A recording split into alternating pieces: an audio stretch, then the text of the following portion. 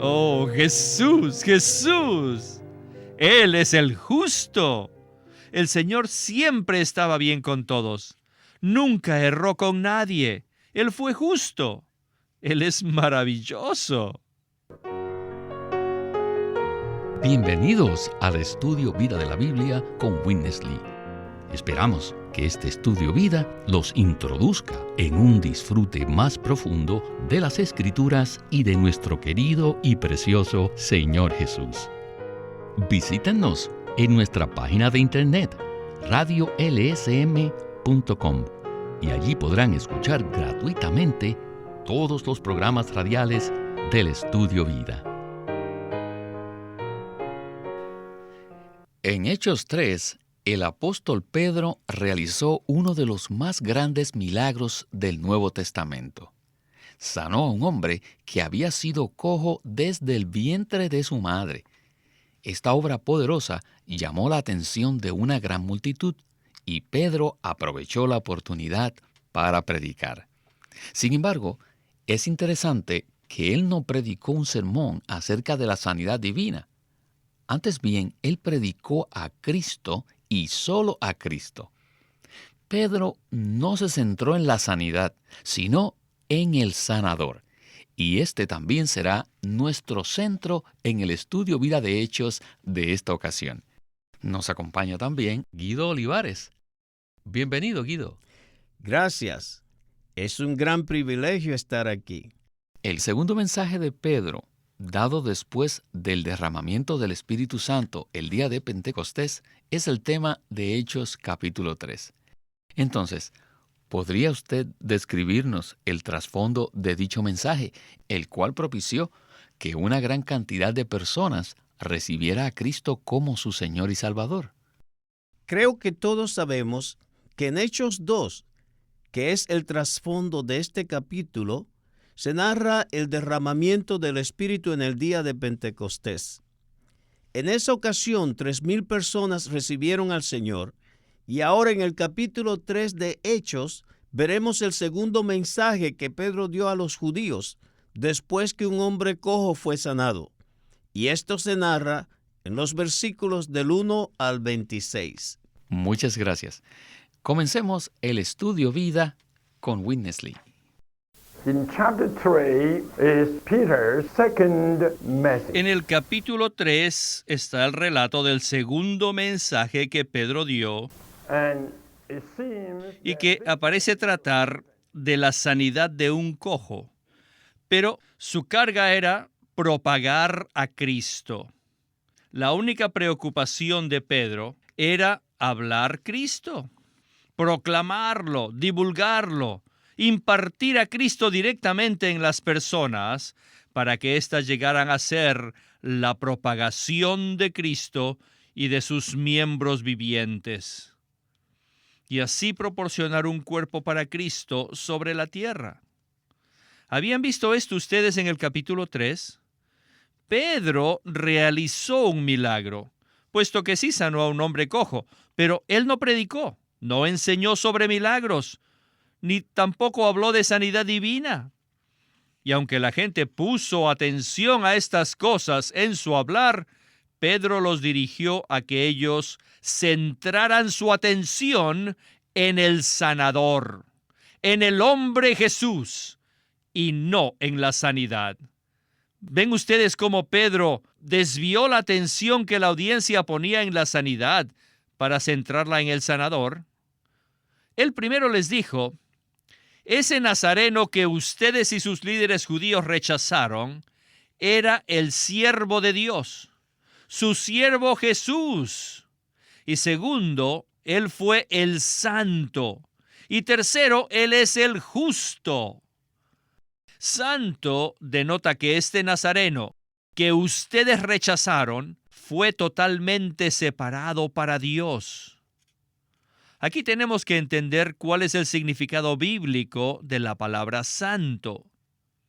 Miren, santo es uno que es absolutamente separado para Dios, absolutamente uno con Dios, y vive absolutamente para Dios. En toda la historia humana, Nunca había existido una persona así. David fue muy bueno, pero ya conocemos su historia.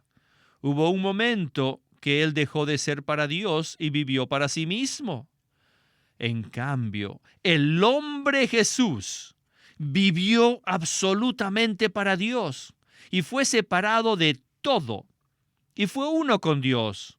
En ningún instante, ni por un segundo, él interrumpió su consagración y su unidad con Dios. Por consiguiente, él es llamado el Santo, y solo él, en toda la historia de la humanidad, merece este título de el Santo. Personalmente, no recuerdo haber sido testigo de un milagro de la magnitud del que se narra en Hechos 3. Pero me imagino que debe ser muy fácil distraerse por un evento tan sobrenatural. Sin embargo, Pedro fue realmente sabio en la manera en que le habló a la multitud. En este sentido, ¿qué podemos aprender de lo que hizo Pedro en esta ocasión? Bueno, yo creo que si cualquiera de nosotros hubiera realizado el milagro que Pedro efectuó, al ver la multitud, naturalmente hubiéramos interpretado esto como una fantástica oportunidad para edificar nuestro ministerio y de demostrar lo poderoso que somos. Pero Pedro no fue así. Él no atrajo la atención de la gente a sí mismo ni al milagro de sanidad, sino a Cristo mismo. Él menciona varios puntos en cuanto a Cristo. Él le llamó el siervo de Dios, el santo, el justo, el autor de la vida y el profeta. Así que el énfasis de Pedro era proclamar a Cristo, propagar a Cristo como vida en las personas. Él quería hablar acerca de Cristo para que estas personas llegaran a ser miembros vivos del cuerpo orgánico de Cristo. Este es el verdadero significado de Hechos 3. Pedro hizo que la gente pusieran sus ojos en la persona viviente de Cristo.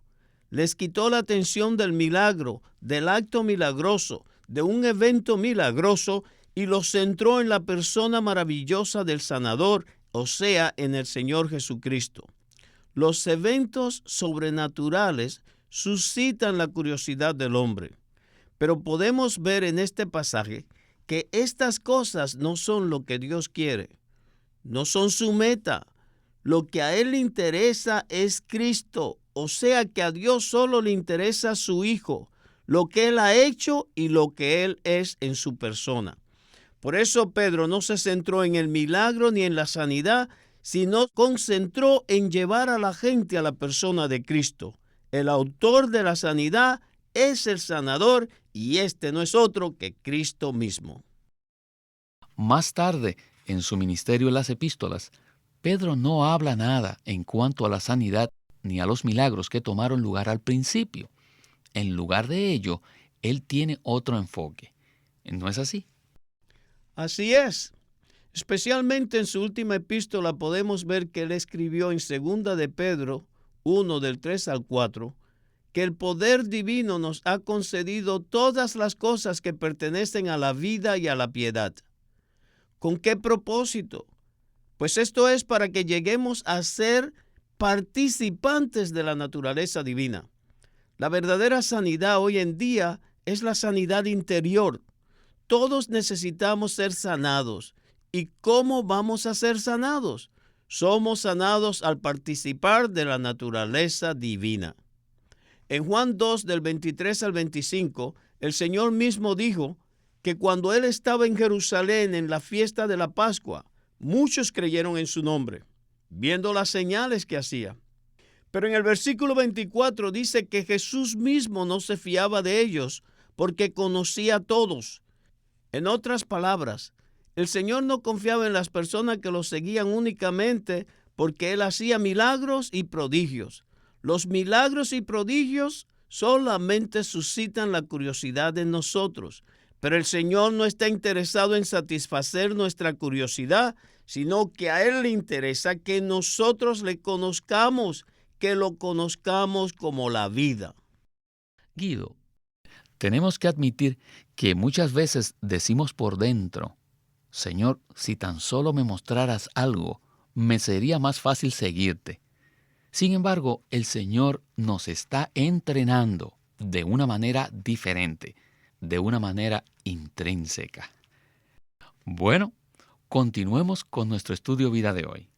He's the Holy One. Jesús es santo. Not only so, he's also the righteous one. Y no solo eso, sino también es el justo.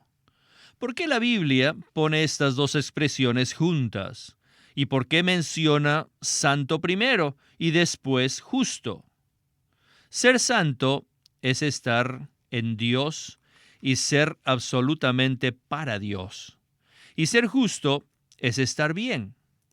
Bien con Dios, bien con los hombres y bien con todo.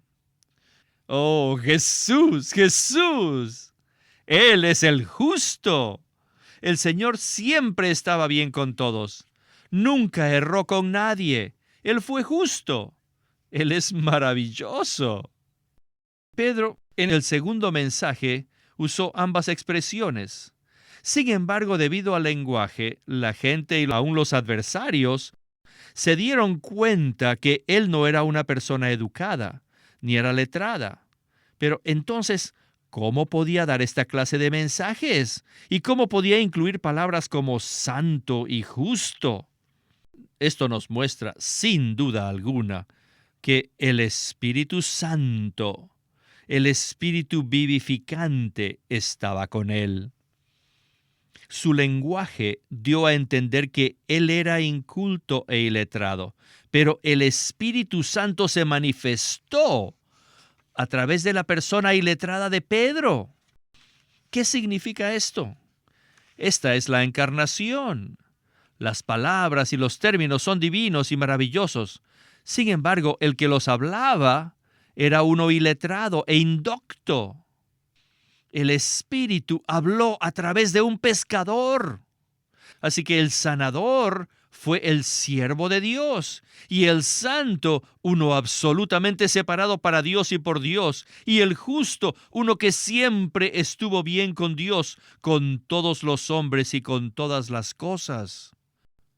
Luego, Pedro, inspirado por el Espíritu Santo, adoptó una palabra que procede del griego y cuya connotación es muy difícil de interpretar. La palabra ákikos significa el autor, el origen, el originador, el líder principal. Este tipo de títulos. Esta palabra denota la fuente y el origen real. El autor de la vida es la fuente, el origen, y aún es el originador de la vida. Este sanador es la fuente de la vida. Él origina la vida. Él es el líder principal y el autor de la vida. Pedro indicaba que este sanador no es solamente un sanador, sino la fuente. Él es el origen, el originador. Él es el inaugurador de la vida. No es solo un asunto de sanidad, sino de impartir vida a los creyentes, o sea, de propagarse, y la propagación necesita la fuente de la vida. Este sanador no solo tiene el poder de sanidad, sino que él mismo es la fuente, el autor, el origen y el originador de la vida. Luego vemos que él también es el profeta. ¿Ven esto? Él es el siervo de Dios, es el santo, el justo, el autor de la vida y también es el profeta. Guido, ¿no le parece que este fue un segmento maravilloso? Por ello, quisiera que comentara acerca de cualquiera de estos 5 puntos que Witness Lee presentó con respecto al mensaje de Pedro. Pero primero quisiera que dijera algo acerca de Pedro. Él ha cambiado tanto. El Pedro que vemos aquí es muy distinto al que vemos en los evangelios. Su mensaje, su forma de hablar, deben haber dejado muy claro que él era un pescador iletrado, o sea, inculto. Pero el contenido de su mensaje debe haber dejado una profunda impresión en las personas. ¿Cómo explica usted el cambio que experimentó este hombre en tan corto tiempo? Yo diría que esto no tiene explicación humana. Lo único que podemos decir es que Pedro había recibido otra vida, la vida divina, o sea, la vida de Dios, y esto lo cambió por completo. No solamente externamente, sino también en su ser, en su constitución, de manera que pudo dar un mensaje como el que dio en Hechos 3, en el que lleva a la gente a la persona de Cristo. Su mensaje se basaba en la muerte y resurrección de Cristo. Ahora, ¿qué le sucedió a Pedro? 50 a 60 días antes lo vemos cómo él negó al Señor, cómo contendía con los otros discípulos en querer ser el primero. Era orgulloso, arrogante. Pero ahora él es otra persona. ¿Qué pasó con Pedro? El verdadero milagro que le sucedió a Pedro fue que él recibió a Cristo, recibió el Espíritu de vida y esto lo cambió. Él nació de nuevo, fue regenerado, recibió otra vida y después al testificar, Pedro presentó este Cristo maravilloso a otros que hizo que la gente se enfocaran en Cristo mismo. No puedo evitar regresar a lo que dijo con respecto a 2 de Pedro, capítulo 1, versículo 4, que habla de que somos partícipes de la naturaleza divina. Lo que le sucedió a Pedro debe ser una evidencia de la operación de la naturaleza divina, o sea, de la vida divina que estaba en Pedro.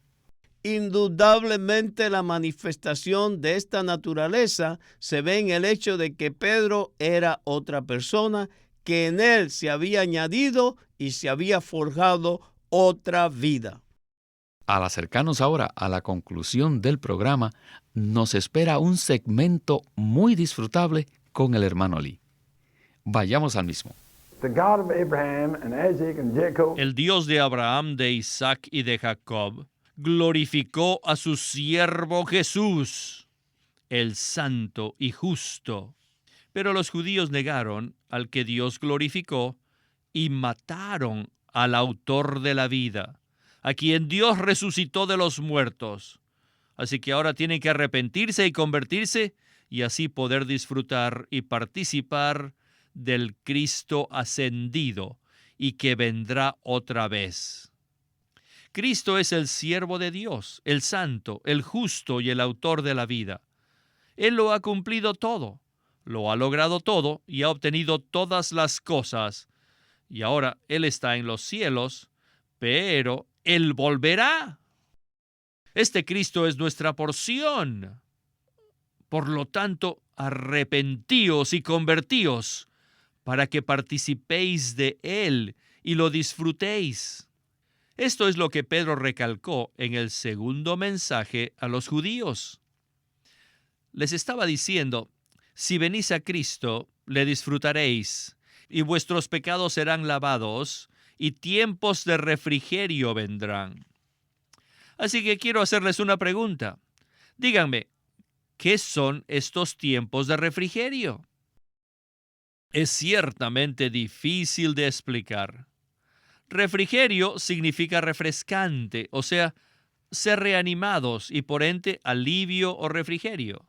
Los tiempos de refrigerio denotan un tiempo de avivamiento de todas las cosas con gozo y descanso, refiriéndose a los tiempos de la restauración de todas las cosas, como se menciona en Hechos 3:21. Los cuales vendrán cuando el Mesías venga en su gloria, tal como el Salvador enseñó y profetizó en Mateo 19:28. ¿Ha entrado alguna vez usted en estos tiempos de refrigerio? ¿Cuáles son estos tiempos? Son tiempos llenos de paz y de gozo, e implica ser reanimados, aliviados, y el refrigerio implica que todo es disfrute. Les digo a ustedes que cada conversión genuina es un tiempo de refrigerio. Cada regeneración verdadera es un tiempo de refrigerio. Cuando fuimos salvos, tuvimos un tiempo de deleite y disfrutamos gozo y paz. Disfrutamos a Cristo como nuestro gozo y como nuestra paz. Todos podemos aprender lo que son los tiempos de refrigerio, porque todos hemos tenido cierta clase de experiencia con esto, como por ejemplo el día de la conversión, la regeneración o la salvación, ¿verdad? En realidad, los tiempos de refrigerio son Cristo mismo. Si usted tiene a Cristo, Él es su refrigerio. Él es su gozo, su paz y su disfrute. Hechos 3:20 siempre ha sido un versículo muy favorito. En él encontramos las palabras, para que vengan de la presencia del Señor tiempos de refrigerio. Es fácil hablar de este pasaje desde la perspectiva de nuestra experiencia personal. El mismo se puede conectar a este versículo con la carga principal que estamos viendo en el mensaje de Pedro. O sea, que la intención de Pedro era dirigir la atención de las personas, incluyéndonos a nosotros, al sanador y no a la sanidad. Yo creo que sí. En el versículo 19 dice, arrepentíos y convertíos para que sean borrados vuestros pecados. Y el versículo 20 añade, para que vengan de la presencia del Señor tiempos de refrigerio. Él quiere atraernos a su persona para que tengamos una comunión íntima con Él, para que podamos tener no solamente un tiempo de refrigerio, sino tiempos de refrigerio. Creo que esta es la mejor manera de concluir el programa. Solo quisiera añadir un testimonio. En una reunión, Witness Lee dijo lo siguiente: tal vez usted tuvo una experiencia personal donde el Señor le sanó y fue un verdadero milagro. Pero si junto con el milagro no experimentó un cambio en su ser, ¿no cree que usted cambiaría ese milagro por la experiencia de la que hemos venido hablando, por los tiempos de refrigerio? Creo entonces que la respuesta es muy obvia. Bueno, muchas gracias por haber estado con nosotros y que pronto nos vuelva a acompañar. Gracias a usted por invitarme a este programa.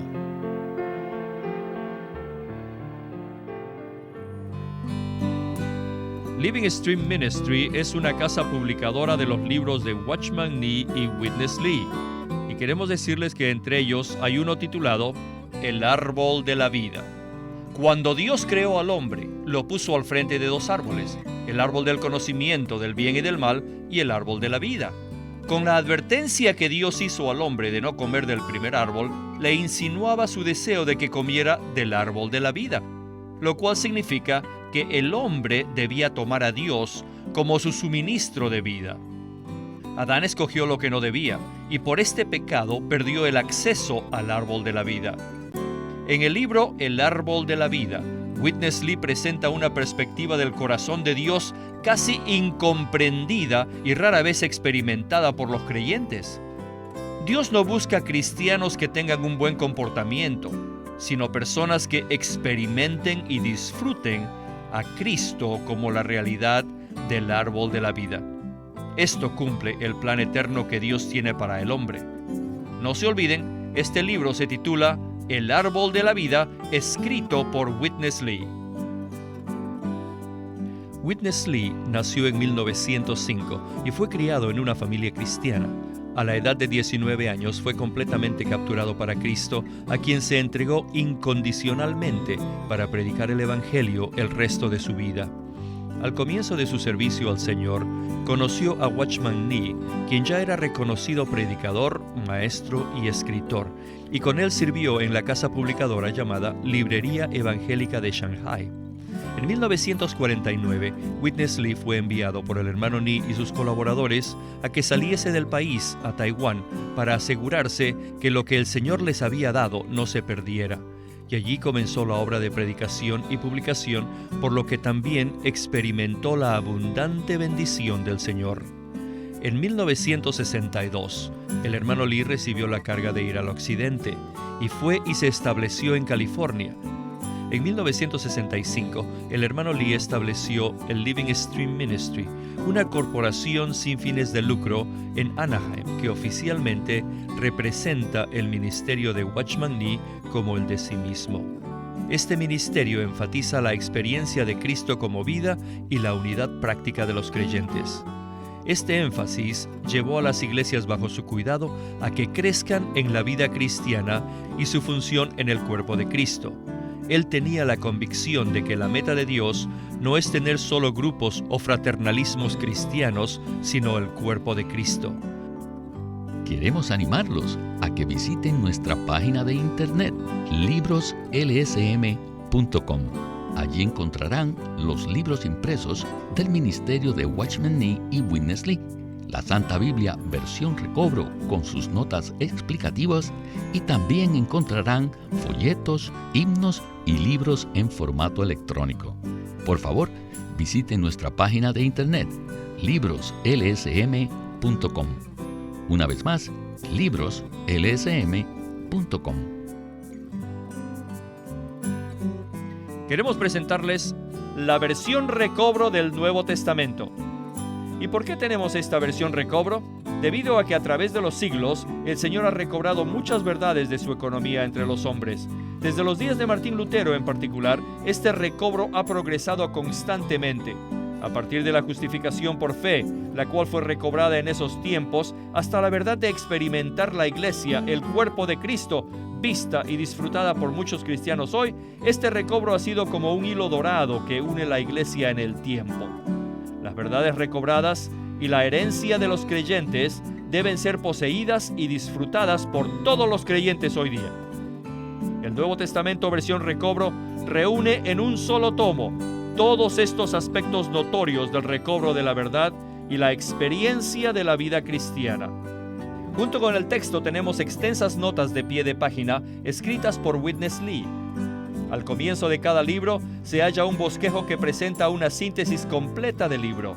Dichos bosquejos destacan el significado espiritual de los libros del Nuevo Testamento y nos dan una visión nueva, fresca y viva de cada uno de ellos. Ojalá que todos ustedes puedan tener acceso a conseguirse una versión recobro del Nuevo Testamento. Puede conseguirlas en su librería cristiana más cercana o llamando o escribiendo a Living Stream Ministry. Llámenos a nuestro teléfono gratuito 1-800-810-1149. 1-800-810-1149. Además, si desean, pueden comunicarse con nosotros enviándonos un correo electrónico a estudiovida@lsm.org. Una vez más, estudiovida@lsm.org.